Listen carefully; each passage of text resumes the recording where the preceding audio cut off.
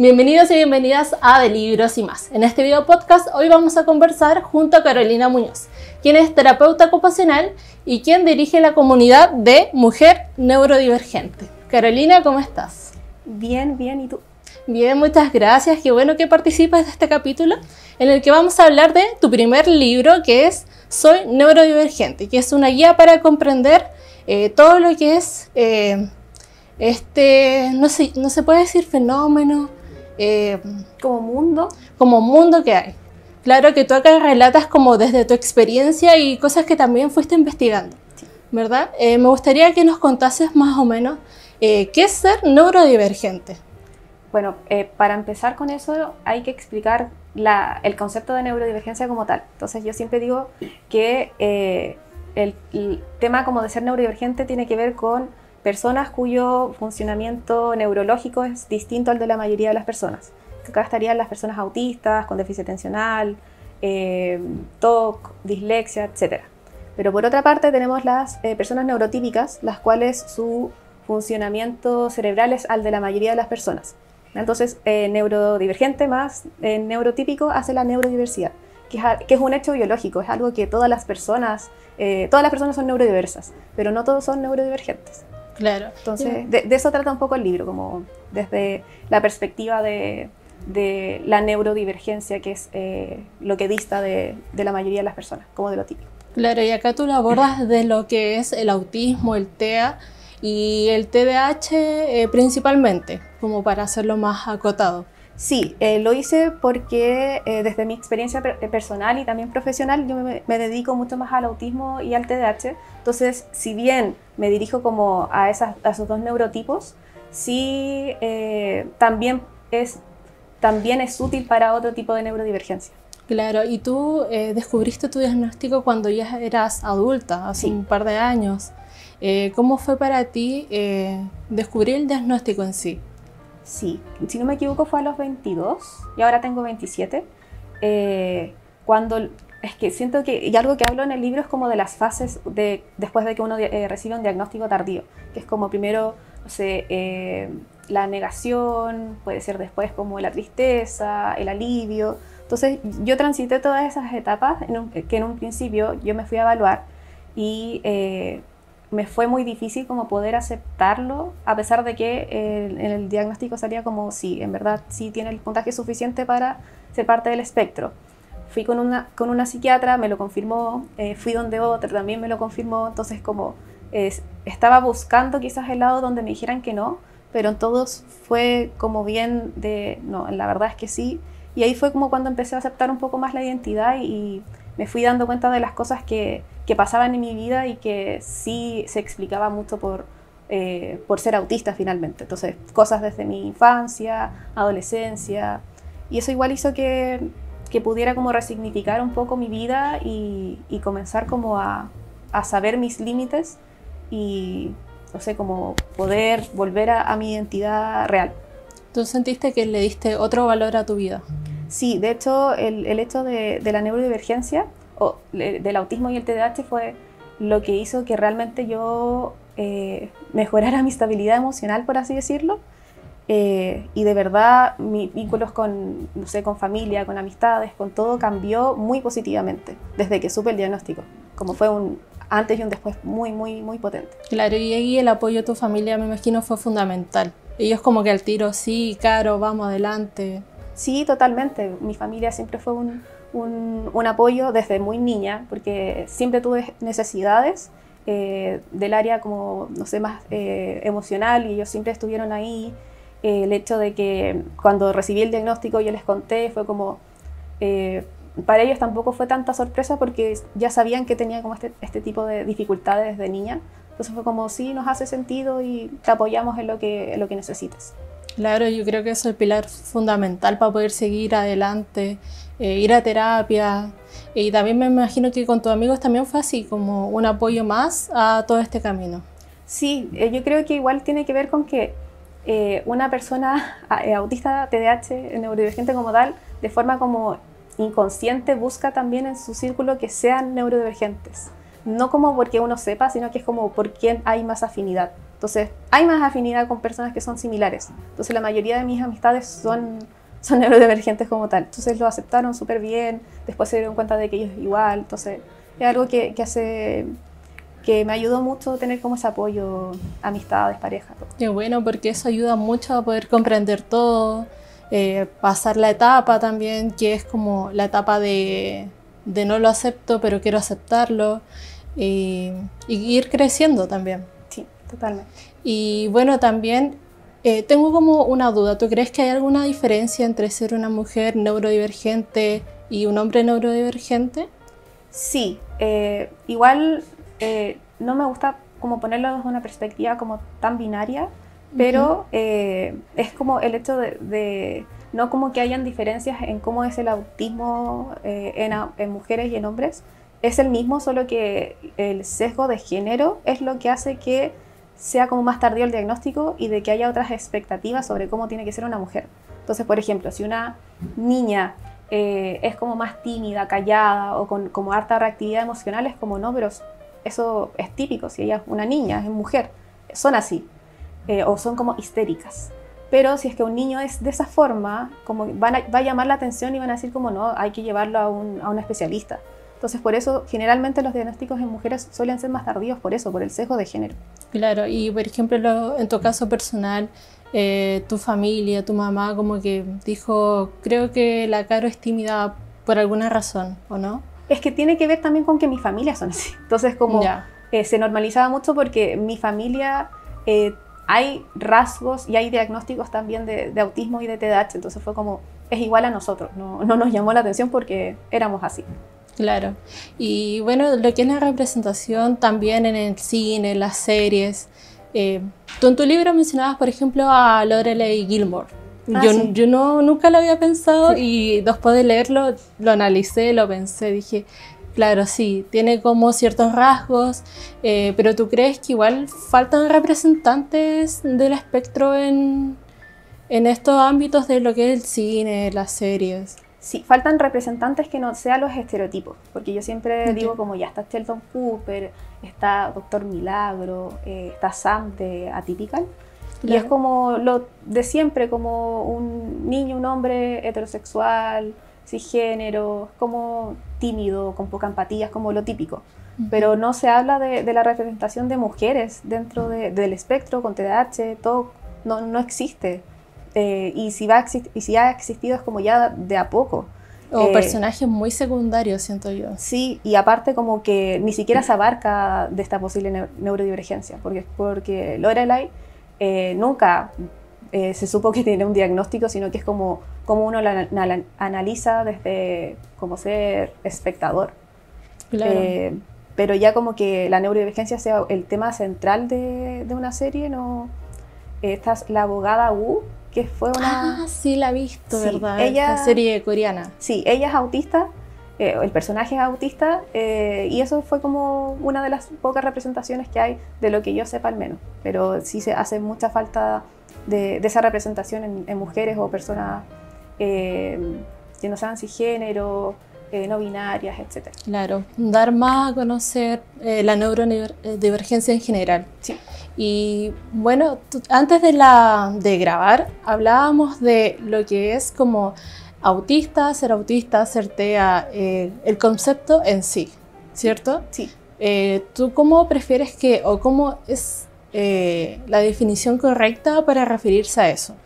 La comunidad autista, más de adultos principalmente, se habla mucho como de ser autista, porque no es como que el autismo se pueda separar de la persona, no es como con autismo, como tengo una maleta con mi autismo acá al lado, me puedo separar, es como no, mi cerebro como tal y mi personalidad está configurada por ser autista. Entonces, para la comunidad es como más acertado decir como soy autista como tal, y también como dejar de lado el miedo de que se puedan juzgar, de una mirada como extraña, porque sí suele ser como bien disruptivo cuando uno lo dice de esa forma en vez de decir como TEA o decir con autismo.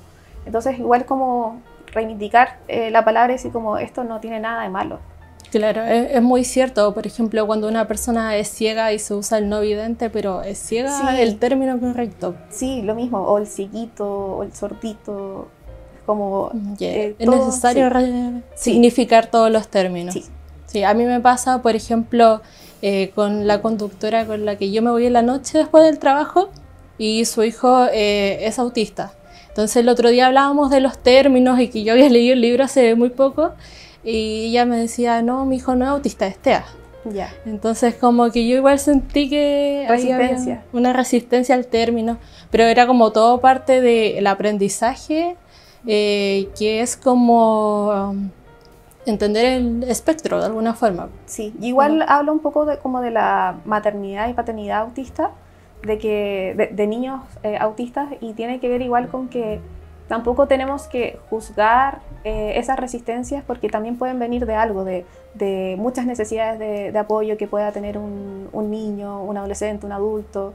Entonces puede generar esa resistencia, pero el tema es que siempre esté como abierto al diálogo, de que puedan entender de que otras personas sí se pueden identificar de esa forma, como, no sé, también darles un poco de voz a sus mismas familiares autistas y decirles como te acomode más a ti de que se señale. Claro.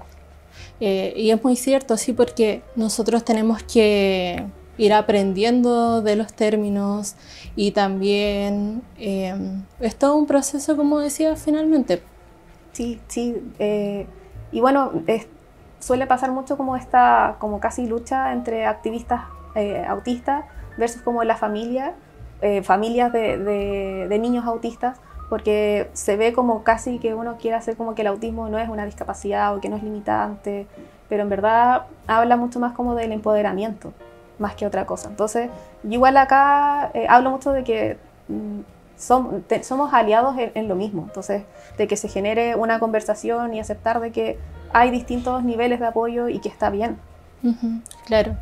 Y bueno, tú también en el libro mencionas como, bueno, también vas describiendo lo que es el TDAH. Sí. Y yo lo iba leyendo y le dije, por ejemplo, a mi editor, yo veo muchas características en mí de esto. Entonces tú tienes como varios ejercicios del tema, del autismo en general, que se pueden ir completando como, no sé, para uno ir viendo, uno nunca sabe también, y no es tarde conocerse. Sí, me pasa mucho de que pueden llegar personas muy adultas, no sé, 50, 60 años, que dicen como, quiero saber, pero no creo que cambie nada en mi vida. Pero yo les digo como puede ser una guía, como una guía de que ahora, no sé, validar cuáles son tus limitaciones, no esforzarte para poder encajar o no esforzarte por como completar ese rol de adulto funcional que se tiene, que tienes que aceptar todo, tiene que ser todo de la misma forma. Es como, si a ti te molesta algo, está bien, como verlo desde esa perspectiva también. Claro. Y tú, aparte del libro, el otro apoyo que tienes es tu comunidad en Instagram, que es de Mujer Neurodivergente. Me gustaría saber cómo empezó, como que dijiste, quiero hacer una cuenta y contarle a la gente. Empezó cuando tuve el diagnóstico, como les decía, como a los 22, y empezó de a poco, pero siempre habían como, no sé, un día 200 seguidores, porque en ese tiempo igual no había tanta información sobre el autismo en adultos, y menos como, no había información de profesionales adultos autistas. Entonces ahí llamó mucho la atención, hacía post informativos, pero yo nunca mostré mi cara, siempre lo hacía como desde casi el escondite. Y era también por estas fases que les decía, como de que me dio mucho miedo al principio como poder ser parte de esa identidad y poder decirlo como del orgullo autista. Y con el tiempo fue como ya, yo creo que tengo que mostrarme tal y como soy, y hice como una publicación sobre mí, sobre cómo soy, y sentí que era como casi Hannah Montana, así como me saqué la peluca y ya como soy yo. Y así también como personas que no eran mis amigos y no sabían, como que igual se sorprendían, o también me hacía sentir un poco vulnerable. Y también me pasa con el libro de que estoy contando cosas que me son difíciles a mí, entonces muestra como esa parte que estoy siendo vulnerable y es difícil hacerlo de esa forma, pero así fue creciendo de a poco. Me llamaron como para hacer clases, para hacer talleres y esas cosas, y ahí como que empezó a subir mucho más, y de la nada ya llegué a muchos seguidores. Claro, pero mientras por ejemplo, tú te mostrabas vulnerable, para otros eras como quizás su única red dentro de lo poco que se conoce del tema en general. Sí, sí, yo creo que esa parte les hacía sentir también un poco más seguros, de que si ellos me contaban sus dificultades, lo más probable es como yo también las tengo. Claro, y tú ahí después aparte fuiste haciendo talleres, me contabas. Sí, talleres, clases, siempre intento como de hacerlo desde más el área profesional y no tanto hablar como de mi experiencia porque me hace sentir como más, me pone más nerviosa, pero en mis sesiones como evaluaciones y eso la gente sabe, entonces cuando me dicen como cualquier cosa que ellos lo encuentran raro es como tranquilo, esto no es raro, me pasa a mí, entonces igual genera como más confianza. Y ahí está el mismo apoyo. Sí. Oye, y por ejemplo, hace poco Gabriel Boric anunció que quería que el TEA, el autismo, estuviese en el GES. Sí. Tomando eso como ejemplo, ¿qué otra cosa crees tú que faltaría o que estuviese dentro de alguna ley? Yo creo que el hecho que sea el ciclo vital, porque estaba en la ley TEA. Yo no manejo mucho el tema de leyes porque como está mucho más dirigido al público infantil y yo me dedico solo a adultos, lo que sí sé es que no se abarca tanto de la adultez. Entonces, me gustaría que se diera como foco en que la persona autista no es solo un niño, es como un niño que va creciendo y que los papás me han expresado como tengo mucho miedo de la transición de que sea adolescente, de que adolescente sea adulto, entonces quizás como más programas de transición, de incluso vejez autista, que es como un tema que es mucho menos hablado y de que tiene dificultades propias de la edad y también de por ser autista. Entonces, algo que abarque todo el ciclo vital y que se pueda como, por así decirlo, como masificar un poco la información al respecto. Claro, sí, sería muy necesario y lo mismo que dices tú, por ejemplo, yo buscaba información aparte del libro y hay estudios como muy recónditos y de la vejez yo creo que casi nada. No, yo he hecho investigaciones de la vejez y es como muy escaso, de verdad súper poco. Habla más como de patologías físicas más que otra cosa, o incluso de la menstruación, como esas son cosas de la menarquía, no sé cómo, nada, cuando la menopausia, sí, también, algo que si uno lo piensa es una transición gigante, o como cambios hormonales, cambios de verse al espejo y saber que eres una adulta que, no sé, hay arrugas. Hay cambios en tu cuerpo, hay cambios en ti. Sí, entonces eso igual es un choque súper grande para una persona autista en especial. Entonces, ese tipo de cosas tan pequeñas que también se puedan abarcar y junto también a alguien que sepa del tema. Claro, hay cosas que a veces uno olvida también y que, no sé, yo creo que hace 20 años también hablar de eso en general era hasta tabú. Sí, mucho. Y bueno, ya como para ir cerrando, ¿alguna herramienta que te gustaría recomendar, por ejemplo, en esta transición hacia la adultez, descubriendo como tu diagnóstico? Yo siempre hablo mucho de que se pueda informar en la comunidad autista, porque si uno está como dentro de la comunidad, lo más probable es que hayan personas que compartan experiencias y que también compartan recomendaciones de por sí. Sí es ideal también tener como un acompañamiento profesional, terapia ocupacional, psicología. Bueno, en el mismo libro también doy algunas estrategias que uno puede incorporar. Yo creo que eso es como lo principal, de poder conocer a la comunidad autista y las cosas que se mencionan. Claro. Bueno, Caro, muchas gracias por tus palabras, tu testimonio y toda la investigación que vas haciendo durante el libro. Así que amigos y amigas de Libros y Más, muy invitados a leer esta historia. Muchas gracias. Gracias a ti.